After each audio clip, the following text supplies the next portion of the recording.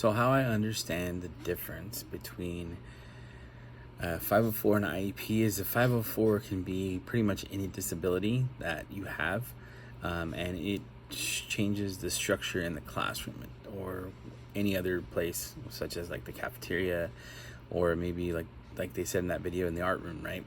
As opposed to where an IEP is instructional. So if the child needs more instruction, specialized instruction, they're able to get that instruction through the disabilities. And I think it ties into those 13 disabilities that they have, right? That you have to, or that you have to have in order to qualify for an IEP.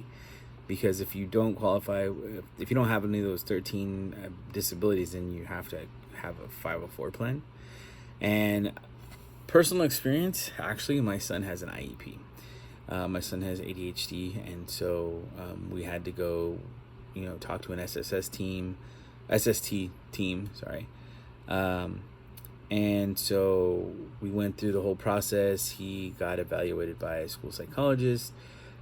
He got evaluated by a couple other people. And then we had a meeting, talked about the findings, talked about, things from his teachers that they got as well, about behaviors that he exhibited, not being able to pay attention, wanting kind of off in La La Land kind of thing too. And so then they came up with an IEP plan, I think it was like towards the end of this last school year. And so now they're going to implement that when he goes back to school in second grade. So, which is awesome, because then now he'll be able to, hopefully not struggle so much.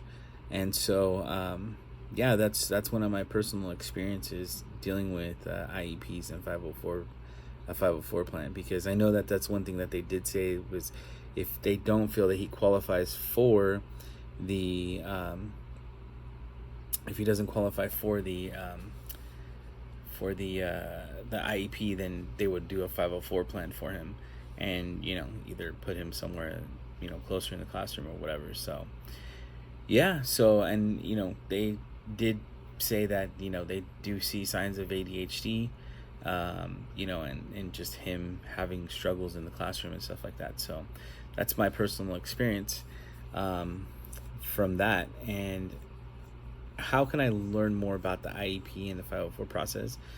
I think just by asking teachers as well, how those work, how they kind of assess, when they might need to assess the student. Because the thing is too, is you can't really do it just because you say, oh yeah, this kid's got ADHD, like they need to test for an IEP or a 504 plan. The parents have to be on board too. And if the parents don't agree, then that's when it comes, kind of the sticky situation too. So trying to get the parents on board, giving the parents examples of how things work, how the kids are working in the classroom too, is kind of helpful.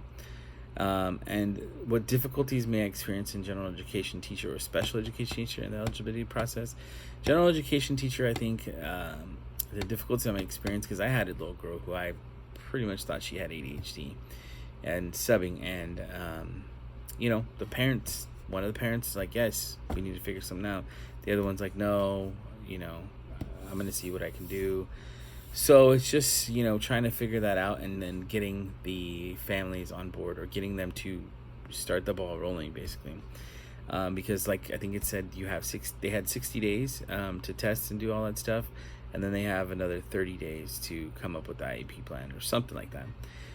So just learning those things too, learning how much time you have to get an IEP plan done, as opposed to a 504 plan. You don't need an actual paper. An IEP plan is actually, watch, I think I have it somewhere right here. But an IEP plan is actually something that they write up about, and they talk about how they're going to help him, what they're going to do, to help him with instructions and stuff like that. So this is my son's IEP plan.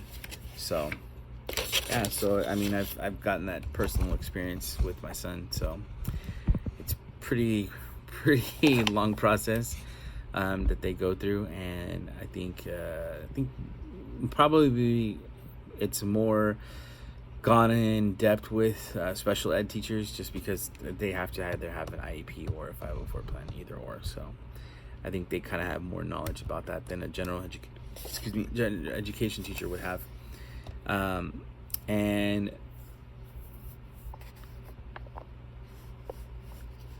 a student that would need to qualify for services, I don't know. Well, like I said, I had a little girl that was in my subbing class that I thought she needed to do at least an IEP plan, because she was having difficulty reading, she was having difficulty staying, paying attention, sitting down, doing things. Also, what would I do if I disagree with an IEP team member's opinion? If you disagree with it, you as a parent have every right to say no. Like, I want to do something different. Can we do something different? Or what can we do to